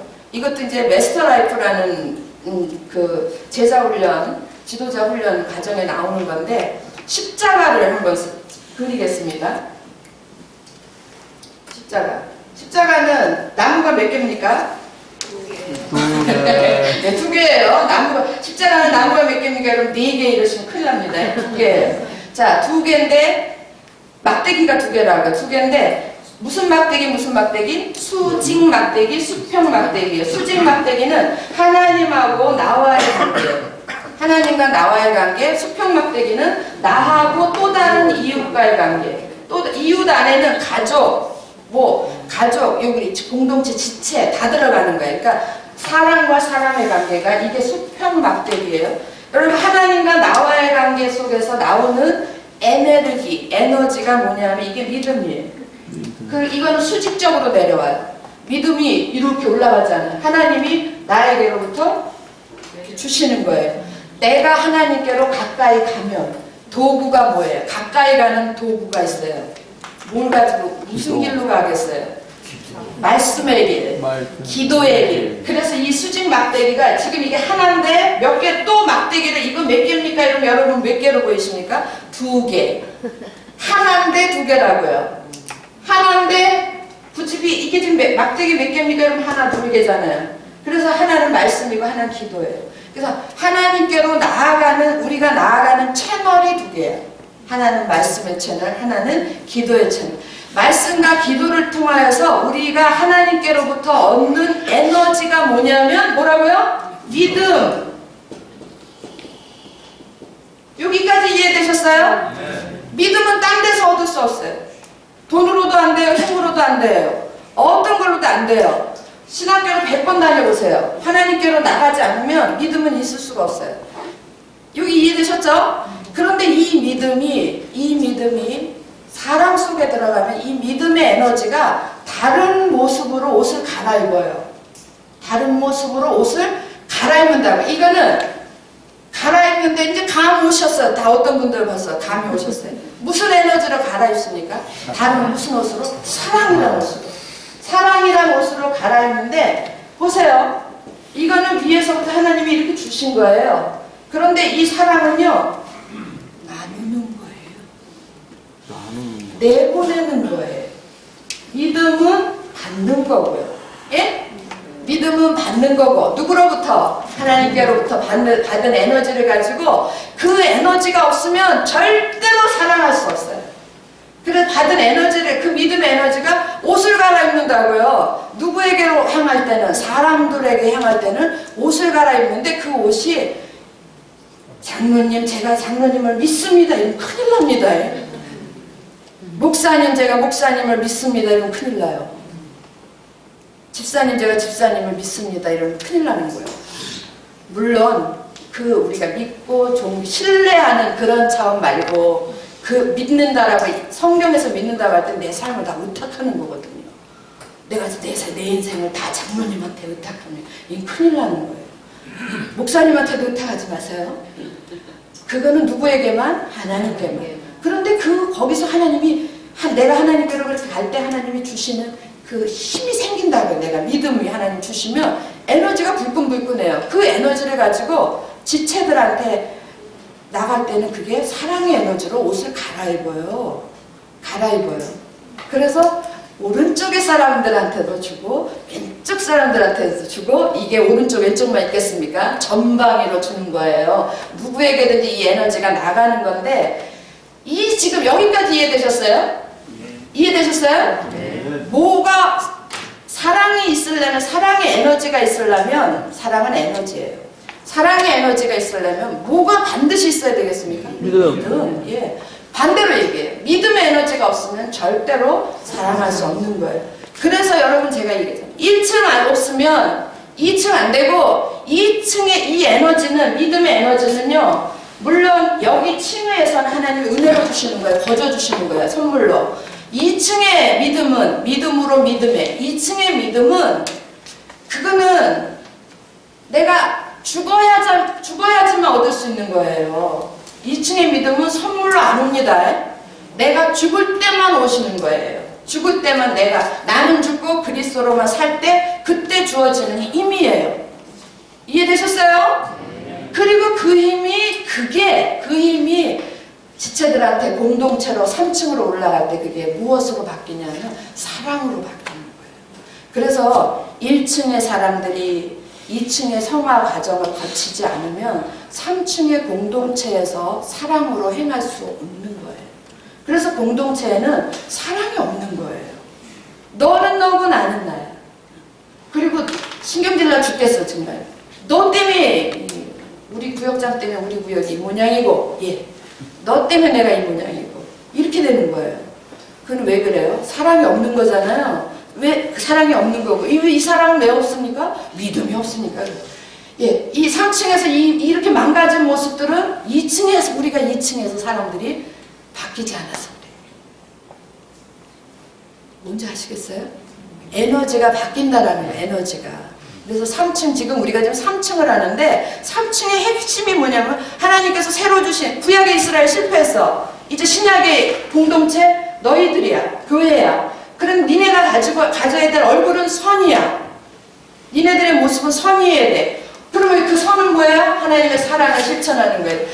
교회 공동체가 하나님의 사랑을 실천하려면 여러분 공동체가 무슨 공동체 로봇이 있어서 하겠습니까? 우리가 하나님의 사랑을 실천해야 되는데 우리가 이렇게 사랑의 사람으로 바뀌지 않으면 이 공동체는 절대로 사랑의 공동체가 안 되고 그 말은 곧 선의 공동체가 되지 않는다라는 거고 그 말은 곧 여전히 우리는 악의 공동체라는 거죠. 그러면 우리는 어쩔 수 없이 이스라엘처럼 지금 실패하고 있다라는 거예요.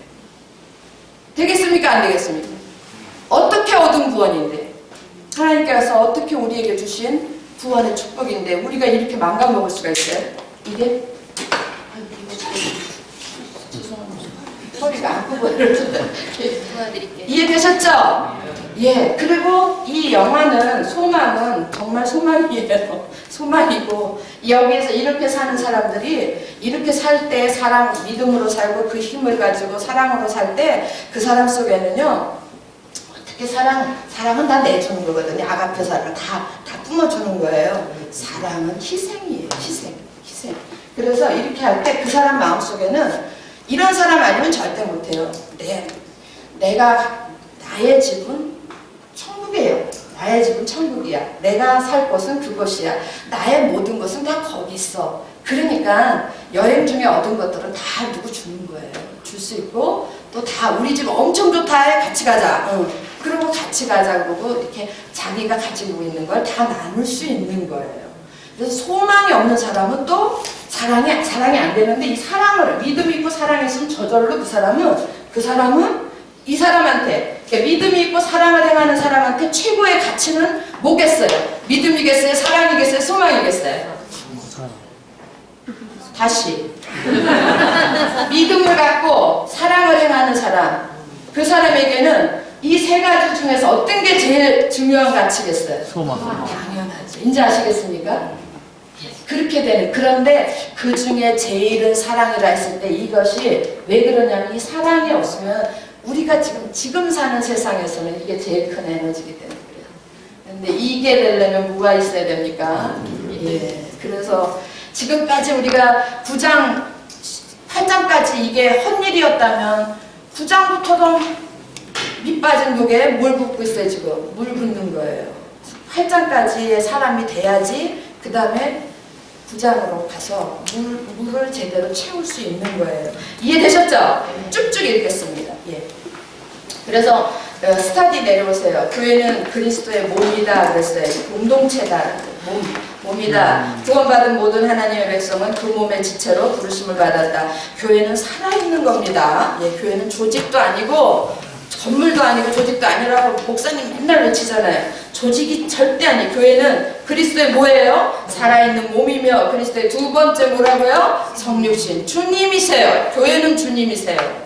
교회는 주님이신 걸 믿으십니까? 네. 교회의 머리가 그리스도시고 우리가 그들의 몸이니까 교회는 주님이라는 말이 맞는 거예요. 그리스도의 두 번째 육신이다. 그리스도는 그의 몸인 요거 같이 읽습니다. 같이 읽으면서 그리스도는 시작. 그리스도는 그의 몸인 우리와 함께 하나님의 나라를 전파하시고 하나님의 나라를 확장하신다. 우리의 사랑을 통해서 하나님의 나라를 전파하고 확장하신다. 우리가 그 몸의 일부다. 자, 그 다음도 중요해요. 우리가 그리스도의 몸으로 연합되고 유지되려면 모든 지체가 어떻게 해야 돼요? 서로 사랑하라, 서로 섬겨라라는 명령에 순종해야 된다. 오직 그리스도의 죽음과 부활에 연합. 그러기 위해서 조건이 있는데 그게 뭐냐면 그리스도의 죽음과 부활에 연합되고 나는 죽고 그리스도로 사는 사람들이 서로 사랑할 수 있다. 이해되셨죠? 네. 그냥 쭉쭉 읽으면 뭔 소리인가 해요. 문제 1번. 참된 선에 대한 하나님 나라의 대헌장, 대명령과 같은 거예요. 그것은 무엇인가? 12장 1절에 있습니다. 12장 1절 같이 시작. 그러므로 형제들아 내가 하나님의 모든 자비하심으로 너희를 권하노니 너희 몸을 하나님이 기뻐하시는 거룩한 산전 너희 몸을 이는 너희 애들이 영적 예배니라. 여러분 이 중에서 제일 중요한 게 어떤 겁니까? 다 달라요. 찾으라 그러면 다 달라요. 다 다른데 정말 중요한 게 뭐냐면 너희 몸을이에요. 너희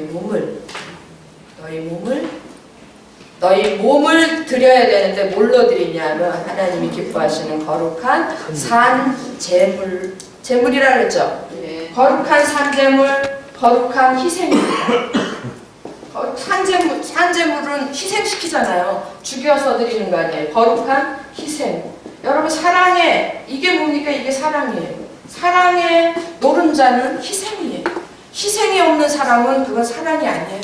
그래서 거룩한 희생, 뭔가 내 것이 빠져나가는 그런 내 것이 드려지는 누구를 위해서? 지체를 위해서, 이웃을 위해서 뭔가 내 것이 나가 돈이든 힘이든 지식이든 건강이든 모든 뭔가가 나가는 거, 시간이든 물질이든 이런 것들이 나가는 게 그게 사랑이지. 그게 아니면 거룩한 산제물이 아닌데 여러분 너희 몸을 했을 때 그 몸은 우리들의 삶을 가리켜요. 몸이 하는 일이 뭡니까? 우리가 사는 거잖아요. 예, 이렇게 말하기도 하고 앉기도 하고 예, 자기도 하고 일하기도 하는 이게 몸이에요. 그래서 우리들의 전체의 삶을 우리들의 인생을 하나님이 기뻐하시는 거룩한 산제물로 드리라. 이것이 너희 애들의 영적 예배니라. 그러기 위해서 조건이 있는 거예요. 그러기 위해서 조건이 있는데 그게 조건이 2절이에요. 너희는 이 세대를 본받지 말고 그거는 이제 여걸로 놔두시고 그 다음에 뭡니까? 오직 마음을 새롭게 함으로 변화를 받아. 이게 뭡니까? 이게 마음을 새롭게 함으로 변화를 받는 게 칭의 성화 영화 뭡니까? 성화죠. 성화. 예. 우리가 2층에서 배웠잖아요. 다 우리의 마음으로 변화시키는 거예요. 마음을 새롭게 하는 거예요. 그래서 너희의 뭐라고요? 오직 마음을 새롭게 함으로 변화를 받아. 마음을 새롭게 하고 변화를 받아야 어떤 일이 벌어졌냐면 그 다음에 뭡니까? 하나님이 선하시고 기뻐하시고 온전하신 뜻이 무엇인지 분별이 되는 거예요. 마음이 새로워지고 새롭게 되고 변화가 안 되면 뭐가 안 되냐면 하나님의 뜻이 분별이 안 되는 거예요. 하나님의 뜻이 뭔데요? 에헤이, 하나님이 구원에 남겨두신 하나님의 뜻이 뭡니까? 여러분과 저를 왜 구원하셨습니까? 하나님 입장에서 제가 얘기 드렸잖아요, 지난번에. 우리 개개인의 입장에서 보면 하나님이 나를 왜 구원해 주실까? 저 죽을 구덩이에서 거기서 죽으면 안 돼! 끄집어내가지고 내 나라로 가, 내 집으로 가자. 그게 우리의 입장에서 보는 구원이고 하나님의 입장에서는요. 그 자녀들 다 구원해가지고 이 사람들을 다 또 그려야 되겠습니까? 다 몸으로 공동체로 만드는데 대흥교회 만들어서 뭐 하시려고요? 이게 대흥교회에서 그치면 우리 정말 슬픈 사람들입니다. 슬픈 사람. 우리를 다 구원받은 사람들을 다 머리는 그리스도시요, 우리를 다 그 안에 지체로 부르셔서 한 몸, 둘째 아담을 만드시는 거예요. 고린도서에 나와 있는 거예요. 첫사람 아담 말고 둘째 아담을 만드시는 거예요. 그리고 하나님은 이 사람을 지금 기다리고 계시는 거예요. 다 만들어지기를, 이 안에 다 들어오기를 기다리고 계시는 거예요. 이게 이방인의 충만한 수가 차는 거고 유대인이 이 안에 다 들어오는 거고 그러는 거예요. 이게 하나님의 선하시고 기뻐하시고 온전하신 뜻이에요. 믿으십니까? 우리는요, 얼마나 이 구원 자체도 이기적인지, 내가 할렐루야, 내가 구원받고 영생 얻고 난 천국 가고 이 땅에 사는 동안 열심히 해서 내가 축복받고 됐지 뭐 끝. 하나님의 입장에서는 전혀 생각을 안 하는 거예요. 아버지의 마음은 어떤가, 아버지의 뜻은 어떤가. 왜 생각을 안 하냐면 우리가 마음이 새로워지지도 않았고 변화가 안 되면은 아버지 철이 안 드는 거예요. 철이. 그래서 날 낳으시고 날 기르시고 이렇게 길러주신 우리 부모님, 나를 향해서 어떤 마음을 갖고 계실까? 원하시는 게 뭘까? 그게 철들어야 생각나는 거 아니에요. 마음이 새로워지고 변화를 받은 자만이 생각할 수 있는 게 하나님의 선하시고 기뻐하시고 온전하신 뜻입니다. 그 뜻이 뭔지 아시겠죠? 이 안에 다 들어오는 거예요? 대흥교회만? 아닙니다. 온 땅에. 그래서 목사님이 얘기하시잖아요. 주변에 있는 작은 교회들도 다 돌아봐야 되고, 나면 잘 되는 건 그건 아닌 거예요. 그건 다 이 안에 다 들어와야 돼. 그 작은 교회들도 못 들어오면 여러분 우리가 그만큼 지체되는 거예요. 그리고 그게 우리에게 주신 사명이에요. 다 같이 가야 돼요. 다 같이 갑시다. 정말 그래서 다 같이 가려면은 사랑이 있어야 되잖아요. 사랑은 뭐라고요? 나눠주는. 오른손 뻗고 왼손 뻗고 이래가지고 뭔가 내가 있는 거 나눠주는 거예요. 그렇게 해서 다 같이 가는 거예요. 같이 한 걸음씩 주께로 향하여 가는 겁니다. 할렐루야. 생각만 해도 가슴이 막 떨리는 얘기예요. 그런데 우린 너무 모르고 있어요. 나만 구원받았겠지. 내 가족, 내 남편. 그런 철만의 말씀입니다. 그러면 하나님 속상해하세요. 자, 2번으로 넘어가겠습니다. 12장에서 성과 악에 대한 명령이 너무 많이 나오는데 12장 9절 사랑에는 거짓이 없나니 악을 미워하고 선에 속하라. 12장 17절에 악을 악으로 갚지 말고 선한 일을 도모하라. 21절 악에게 지지 말고 선으로 악을. 그러니까 12장에는 보면 선, 악, 선악 이런 단어가 너무 많아요. 성과 악에 대한 명령. 자, 그럼 3번으로 넘어가서 우리가 이제 결정적으로 우리가 서로 사랑하는 사람이 돼야 되는데 4가지 영역에서 선을 행하는 사람이 돼야 된다. 첫째는 몸 안에서 우리가 서로 섬기는 사람이 돼야 되는데 뭘 가지고 섬겨요? 뭘 가지고 섬깁니까? 은사를 가지고 섬겨요. 은사 이러면은 정말 진짜 우리가 너무 잘못 배운 거예요. 은사 이러면은 가르치는 은사, 권위의 은사 이걸 외워버렸어요. 은사 그러지 마시고 그걸 외우지 마시고 하나님이 나에게 주신 은혜 이렇게 생각해 보세요. 하나님께 내가 다른 사람보다 조금 잘하는 것도 있고요. 또 내가 다른 사람은 하기 싫어하는데 또 나는 건 괜찮은 것도 있어요. 그러니까 하나님이 내게 주신 은혜 그것을 따라서 섬기는 거예요. 그래서 섬길 때는 모든 사람에게 은사를 주셨는데 믿으십니까? 은사가 없다라는 말은요. 난 은사 없어 이 말은 이코로 난 아직 구원받지 못해서 이 말하고 똑같아요. 구원받았을 때 이미 모든 사람에게 은사를 주셨다고요. 안 믿는 눈치 이걸 어떻게 하면 좋아해요? 왜냐하면 우리를 지체로 불렀기 때문에 그래요. 여러분은 손으로 불렀으면 손의 은사가 있잖아요. 손의 역할이 있잖아요. 그렇죠? 여러분이 입으로 불렀으면 입의 역할이 있죠? 그게 은사라고요.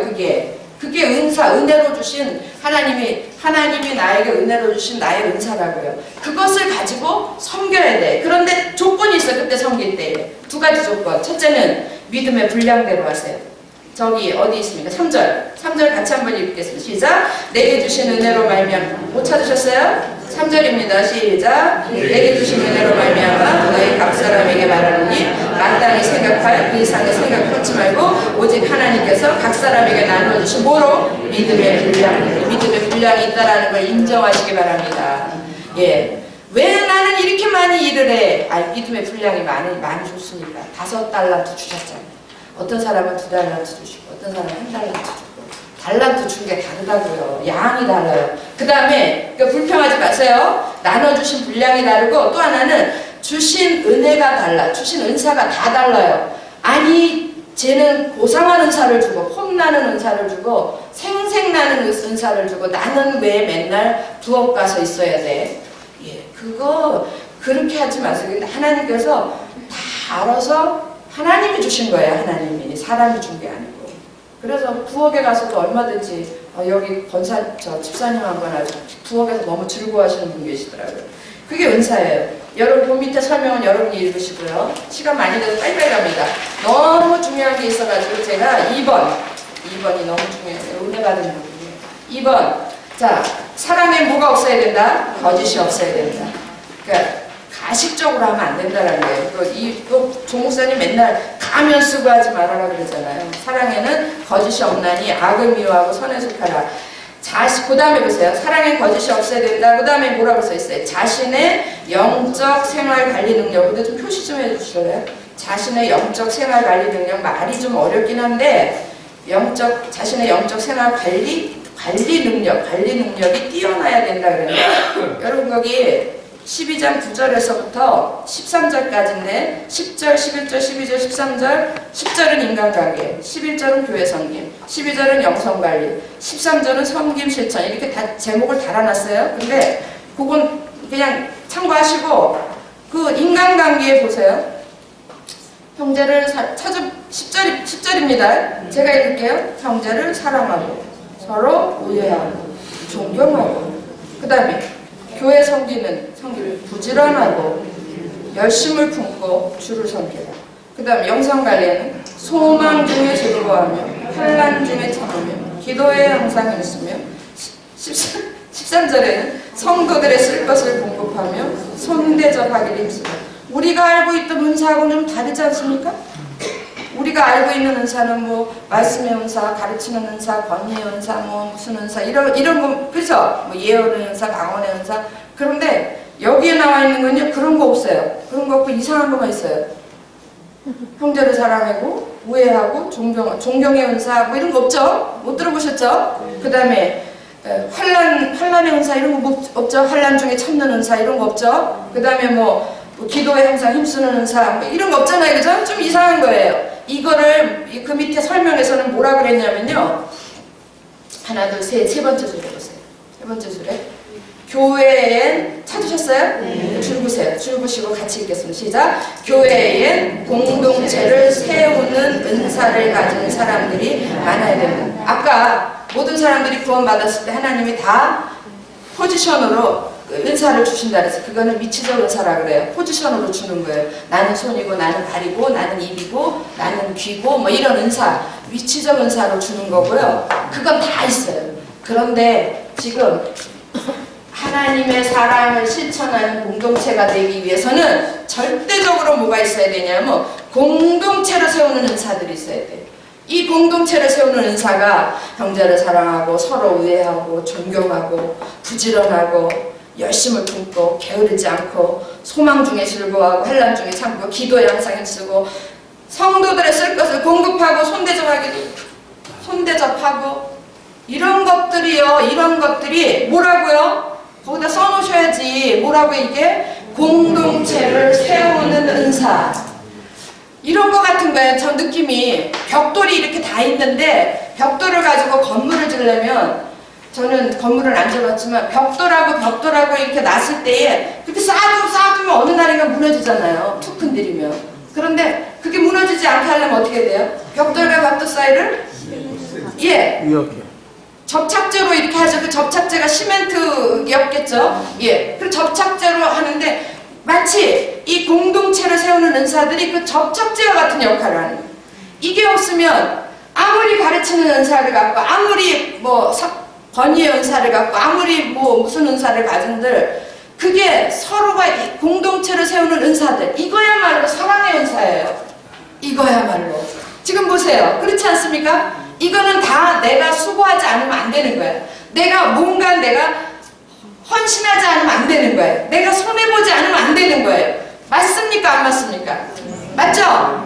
예, 이런 것들이 공동체를 세우는 은사들, 이건 모두가 다 가져야 되는 거예요. 이거는. 근데 이 은사는 어디에서 어떤 사람들에게만 있느냐 하면 2층이 준비된 사람들에게만 주어지는 거예요.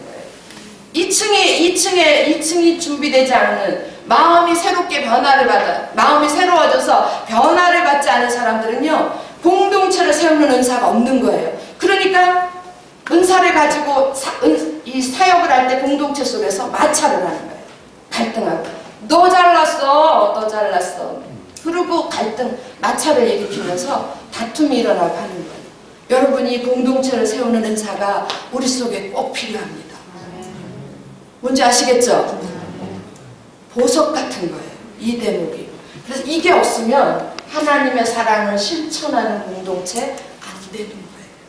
그래서 우리가 하나님 저 건의의 은사 주세요. 가르치는 은사 주세요. 이럴 일이 아니고요. 그거는 하나님이 주시고자 하는 자에게 주시는 거예요. 뭘 구해야 돼요? 공동체를 세우는 은사를 주세요. 이 은사를 주시고 이 은사를 가지고 활용하는 사람이, 그 사람이 하나님의 뜻을 위하여 사는 사람들이에요.